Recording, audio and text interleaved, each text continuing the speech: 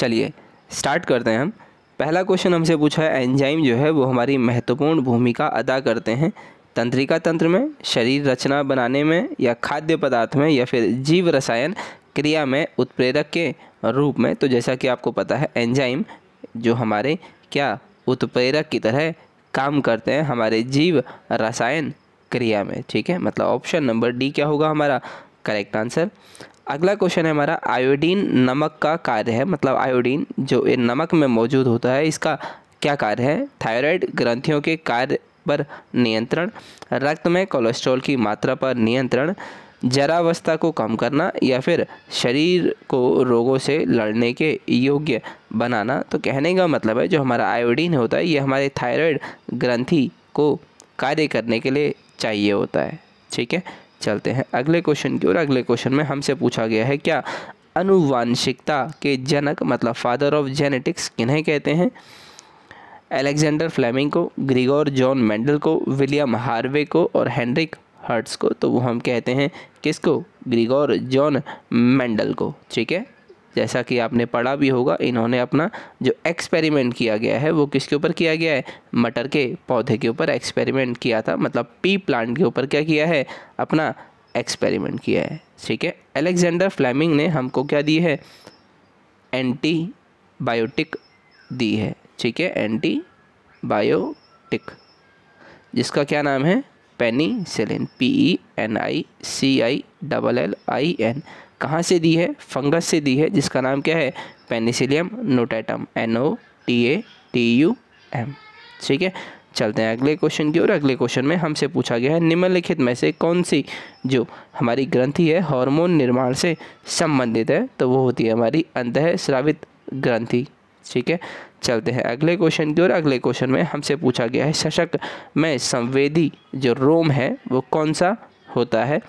Papilla होता है, संवेदी रोम होता है, बेसिरल होता है, या उपयुक्त में से कोई नहीं। तो जो हमारी संवेदी रोम होती है वो कौन सी होती है, बेसिब्रल।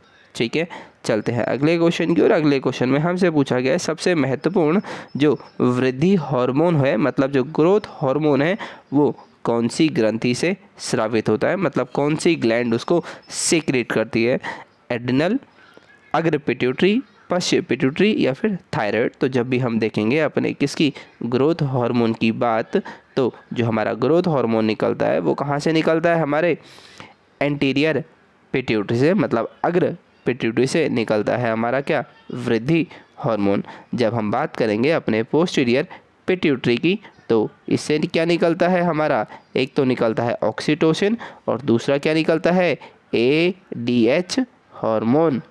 ठीक है, चलते हैं अगले क्वेश्चन की ओर। अगले क्वेश्चन में हमसे पूछा गया है जो हमारे स्तनियों हैं, स्तनियों में जो बाह्य कर्ण में कठोर अवलंबन रचना होती है। कहने का मतलब है बाह्य कर्ण का मतलब जो हमारे आउटर ईयर है ना, जो हम तुम्हारा आउटर ईयर है, आउटर ईयर मतलब जिसको आप कान बोलते हो। ठीक है, तो कान में कौन सी रचना मौजूद होती है। कहने का मतलब है जो तुम्हारा ईयर का जो बाहर का पार्ट है वो किससे बना होता है। तो वो हमारा किससे बना होता है, वो आपको सभी को पता है, वो किससे बना होता है, कार्टिलेज का बना होता है, CARTILAGE, कार्टिलेज से बना होता है।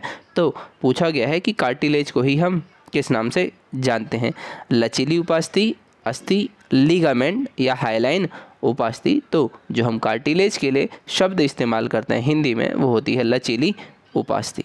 ठीक है, अगला क्वेश्चन है लैंगिक जनन कब होता है, अनुकूल दशा में, प्रतिकूल दशा में, वर्षा में, या फिर पूरे वर्ष भर। लैंगिक जनन का मतलब होता है सेक्सुअल रिप्रोडक्शन।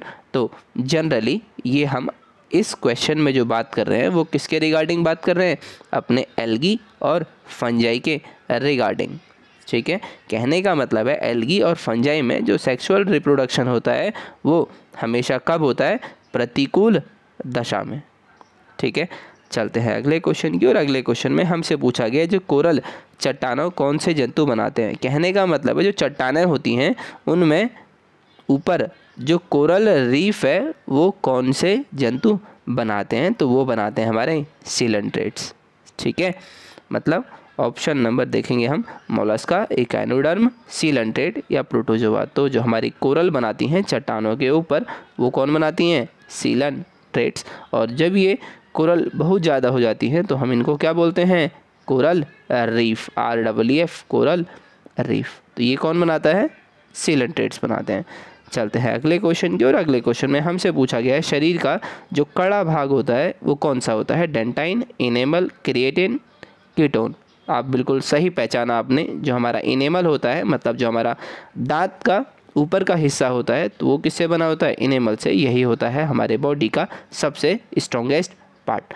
चलते हैं अगले क्वेश्चन की ओर। अगले क्वेश्चन में हमसे पूछा गया है किसमें रखने से लाल रुधिराणु फट जाएंगे। कहने का मतलब है वो सॉल्यूशन बताओ जिसमें मैं अपनी लाल रक्त कोशिका मतलब RBC को रखूँगा तो ये फट जाएगी, है ना। तो वो होता है हमारा hypotonic solution, HYPO, hypotonic solution. उस सॉल्यूशन में क्या होता है, जो हमारा बाहर का सॉल्यूशन होता है उसमें जो सॉल्यूट्स होते हैं ना, सॉल्यूट की मात्रा बहुत कम होती है और मतलब बाहर के जो आउटर मीडियम में पानी क्या होगा, ज़्यादा होगा।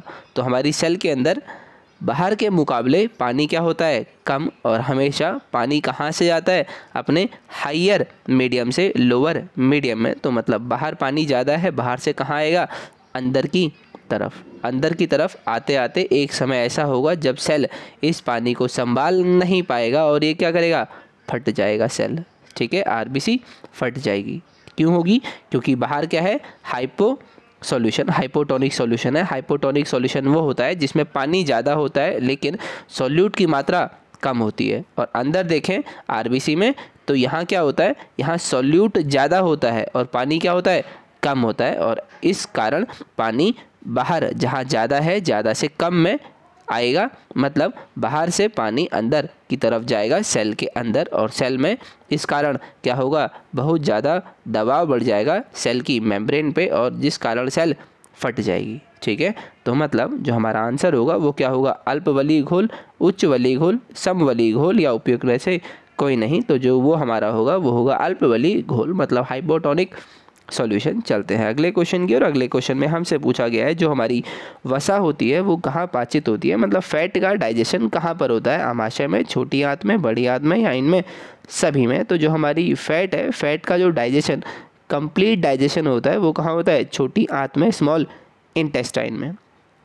चलते हैं अगले क्वेश्चन की और। अगले क्वेश्चन में हमसे पूछा गया है यकृत से संचारित होने के बाद रक्त में किसकी मात्रा अधिक होती है। कहने का मतलब है यकृत, मतलब यकृत में ऐसा क्या होता है जिसके कारण हमारे रक्त में उसकी मात्रा बढ़ जाती है या वो क्या है जिसकी मात्रा अधिक होती है। तो ऑक्सीजन, लाल रुधिराणु, यूरिया या कार्बोहाइड्रेट। तो कहने का मतलब है यूरिया तो होगा नहीं, क्योंकि यूरिया जो होता है वो कहाँ होता है, लीवर में बनता है यूरिया, ठीक है। कार्बोहाइड्रेट होगा नहीं, ऑक्सीजन का कोई लेना देना नहीं है, ठीक है। तो कहने का मतलब है इसका आंसर क्या होगा हमारा, लाल रुधिर कण, जिसे हम क्या बोलते हैं, RBC।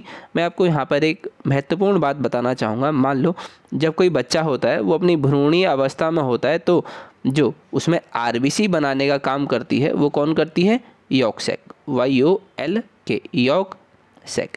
जब ये बच्चा बड़ा होता है तो इसमें जो RBC बनाने का काम करती है वो कौन करती है, हमारी लीवर, मतलब लीवर क्या बनाएगी, RBC, ठीक है।